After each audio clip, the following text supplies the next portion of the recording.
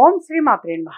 ఎప్పుడు తెలియజేసే అంశము అనారోగ్య సమస్యలు కానీ అపమృత్యు దోషాలు కానీ ఇవన్నీ తొలగిపోవాలి అని అంటే తప్పనిసరిగా మరి ధన త్రయోదశి నాడు ఈ విధంగా ఆచరించాలి. చాలా సింపుల్ అండ్ నాన్న ఎవ్రీ ఇయర్ తెలియజేస్తూనే ఉంటాను, అందుకని ఈ సంవత్సరం కూడా తెలియజేయటం జరుగుతుంది. అయితే వీటికి సంబంధించి ఒక పురాణ గాథ అనేటువంటిది కూడా ఉన్నది. అది దానికి సంబంధించి చాలా చిన్నదే కథ అనేటువంటిది, పెద్ద పెద్దది ఏమీ కాదు. అది యమధర్మరాజుకి ప్రత్యేకమైన పూజ చేయటము అనేటువంటిది ఉంటుంది. అయితే పూర్వము హిమ అనేటువంటి రాజుకి లేక లేక సంతానం కలుగుతాడు. ఒక పిల్లవాడు జన్మిస్తాడు. ఆ పిల్లవాడికి మరి వివాహమైన 4వ రోజే ఆ రాజకుమారుడు చనిపోతాడు అని చెప్పేసి కొంతమంది పండితులు తెలియచేయటం జరిగింది. అందువలన ఆ మహారాజు రాణిగారు వీళ్ళు అయితే ఆ కుమారుడికి అసలు పెళ్లి చేయొద్దు అని చెప్పేసి అనుకుంటారు. పెళ్లి చేస్తే 4వ రోజు తను మరణిస్తాడు కాబట్టి పెళ్లి చేయొద్దు అని చెప్పేసి వాళ్ళు అనుకుంటారు. అయితే కానీ కాలక్రమంలో ఒక రాజకుమారి ఆ పిల్లవాడిని వరించి పెళ్లి చేసుకోవటము అనేది జరుగుతుంది.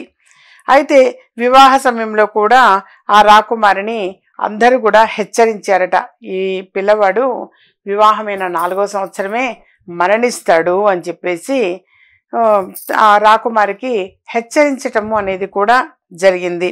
అయితే అయినా పర్వాలేదు, నేను నా భర్తని కాపాడుకోగలుగుతాను అని చెప్పేసి తను చాలా ధీమాగా ధీటుగా సమాధానం చెప్పటం అనేది జరుగుతుంది. ఇక పెళ్లి జరిగి 4వ రోజు అవ్వనే అయ్యింది. వివాహమయ్యి 4 రోజులు అనేటువంటిది అయ్యింది. అయితే ఆ 4వ రోజు అలా వచ్చేసరికి తను కూడా అనుకుంటుంది, అమ్మో తన భర్త మరణిస్తాడేమో అని చెప్పేసి తను ఏం చేస్తుంది, ఆశ్వయుజ బహుళ త్రయోదశి రోజు, ఆశ్వయుజ మాసంలో బహుళ త్రయోదశి నాడు ఆ రాకుమారుడి గది ముందు బాగా బంగారం మొత్తం కూడా ఇట్లా పోసేస్తుంది. రాసులు రాసులుగా బంగారం పోస్తుంది. నగలు ఇతర ఆభరణాలు రాసులు రాసులుగా పోసి చుట్టూ కూడా ఇట్లా ప్రమిదలు అనేటువంటివి చక్కగా మొత్తం కూడా ప్రమిదలు వెలిగిస్తుంది. ధన త్రయోదశి నాడు అంటే ఆమెకి వివాహం అప్పటికి 4వ రోజు, అనగా చుట్టూ కూడా ప్రమిదలు వెలిగించి పెడుతుంది. సరే అదే సమయానికి రాకుమారుడి ప్రాణాలు తీసుకెళ్ళడం కోసం అని చెప్పేసి యమధర్మరాజు రానే వస్తాడు. అది కూడా ఒక పాము రూపంలో వస్తాడు. యమధర్మరాజు ఒక పాము రూపంలో వస్తాడు.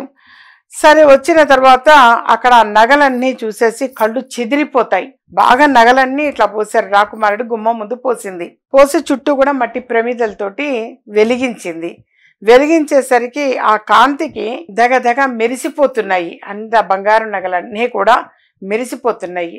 అయితే ఆ యమధర్మరాజు సర్పం రూపంలో వచ్చి అది చూసేసరికి తను ఆశ్చర్యపోయి ఆ కళ్ళుకి దగదగ మెరిసేసరికి ఆశ్చర్యపోయి తదేకంగా అలాగే ఆ సర్పం చూస్తుంటుంది. ఆ సర్పం యమధర్మరాజు. అయిన తర్వాత నగల మీద పడిన కాంతి వల్ల కళ్ళు చెదురుతాయి. యువరాణి పాటలకు మైమరచిపోతుంటాడు.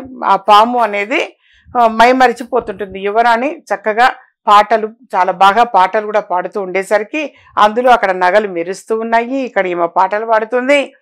ఆ సర్పము ఇక మైమరచిపోతుంది. అలా అప్పుడు మృత్యు ఘడియలు అనేటువంటివి దాటిపోతాయి. ఆ సర్పము మైమరచిపోయేసరికి మృత్యు ఘడియలు అనేటువంటివి దాటిపోతాయి. యాక్చువల్లీ యమధర్మరాజు తన ఆ రాజకుమారుడి ప్రాణాలు తీసుకెళ్ళడానికని వచ్చినవాడు. ఆ నగలు మెరిసిపోతున్నాయి. ఆమె రాకుమారి పాటలు పాడటంతో చక్కగా మైమరిచిపోతుంది సర్పం కూడా. ఈ లోపుగా మృత్యు ఘడియలు అనేటువంటివి కూడా ఆ మృత్యు ఘడియలు దాటిపోవడంతో యువకుడు శూన్యహస్తాలతో వెనుతిరిగి వెళ్ళిపోయాడని చెప్తారు. ఆ యమధర్మరాజు ఇక అలా వెనక్కి తిరిగి వెళ్ళిపోతాడు. ఆభరణాలు కొనుగోలు చేయడం, లక్ష్మీ పూజ చేయడము, ఇంటి బయట దీపాలు వెలిగించడము, ఆ రోజు నుంచి ప్రారంభమైంది అని చెప్పేసి మన పురాణ గాథలు తెలియచేస్తూ ఉన్నాయి. పరిపూర్ణ ఆయుష్ కోసము ధన త్రయోదశి రోజు సూర్యాస్తమయ సమయంలో ఇంటి ప్రధాన ద్వారానికి ఇరువైపులా కూడా, రెండు వైపులా కూడా, సింహద్వారానికి రెండు వైపులా కూడా ఆ ప్రమిదలు వెలిగించడం, మట్టి ప్రమిదలు వెలిగించటము అనేటువంటివి జరుగుతాయి. కానీ పిండితో తయారు చేసిన ప్రమిదల్లో కానీ నువ్వుల నూనె లేదా ఆవు నూనె వేసి వెలిగిస్తూ ఉంటారు ఎక్కువ మంది. కానీ దయచేసి ఎవరు కూడా కొవ్వొత్తులు, క్యాండిల్స్ అనేవి మాత్రం పెట్టద్దు. మట్టి ప్రమిదలు పెట్టడమే వాస్తవంగా చాలా చాలా మంచిది. అందులో నువ్వుల నూనె పోసి వెలిగించటము అనేటువంటిది ఇంకా శ్రేష్టము. దీనివల్ల ఏంటంటే బయటేమో గుమ్మం బయట మన కాంపౌండ్ వాళ్ళ మీద దీపాలు అనేది వెలిగిస్తాం, ప్రమిదలు వెలిగిస్తాం.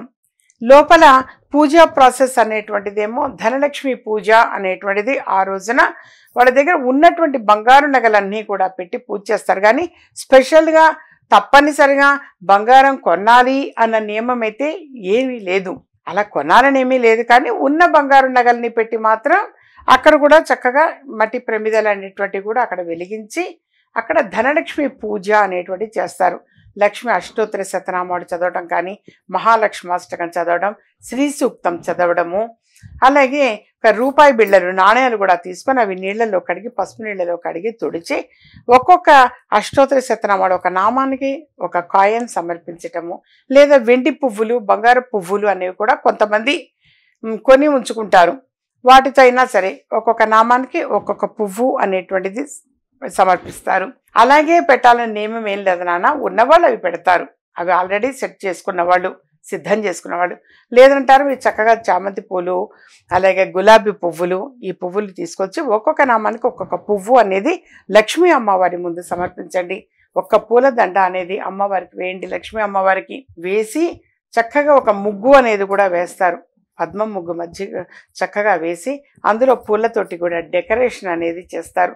ఇక అది ఎవరి శక్తానుసారము, ఎవరి ఇష్టానుసారము వాళ్ళు చేయటం అనేది జరుగుతుంది. చేసి ఒక తీపి పదార్థము నైవేద్యం పెట్టి హారతిచ్చి ఆ తర్వాత చక్కగా అందరూ కూడా దండం పెట్టుకొని ఆ ప్రసాదాన్ని స్వీకరిస్తారు. అందరూ కూడా అంటే క్షీరాన్నం చేస్తే క్షీరాన్నము, ఇంకా ఏదైనా సరే తీపి పదార్థం నైవేద్యం పెడితే ఆ తీపి పదార్థాన్ని అందరూ కూడా ప్రసాదంగా స్వీకరిస్తారు. చాలా చాలా మంచిది అని. అలా దీనివల్ల ఏమిటి అనంటే ఆ రాజకుమారి చక్కగా తన భర్త ప్రాణాలను కాపాడుకుంది. యమధర్మరాజు వెనుదిరిగి వెళ్ళిపోయేలా చేసింది. ఆ విధంగా అంటే దాన్ని గుర్తు ఉంచుకొని మనందరము కూడా ఆ రోజున ధనత్రయోదశి పూజ అనేటువంటిది తప్పనిసరిగా అప్పటి నుంచి జరుపుకోవటము అనేటువంటిది ఆనవాయితీగా వస్తూ ఉన్నటువంటిది. అలాగే ఇంకా ఏవైనా సరే సమస్యలు, సందేహాలు, మా వల్ల కావట్లేదు, ఈ సమస్యలకు చక్కని పరిహారం కావాలనుకున్న వాళ్ళు వ్యక్తిగతంగా అపాయింట్మెంట్ తీసుకొని కలవచ్చు నాన్న. అలాగే ఎప్పుడైనా సరే ముందుగా ఫోన్ చేయాలి. ఫోన్ చేసి అపాయింట్మెంట్ తీసుకుని కలవటం చాలా చాలా మంచిది. ప్రతి సమస్యకి పరిష్కారం ఉంటుంది. పరిష్కారం లేని సమస్య అనేది ఎప్పుడు కూడా ఉండదు.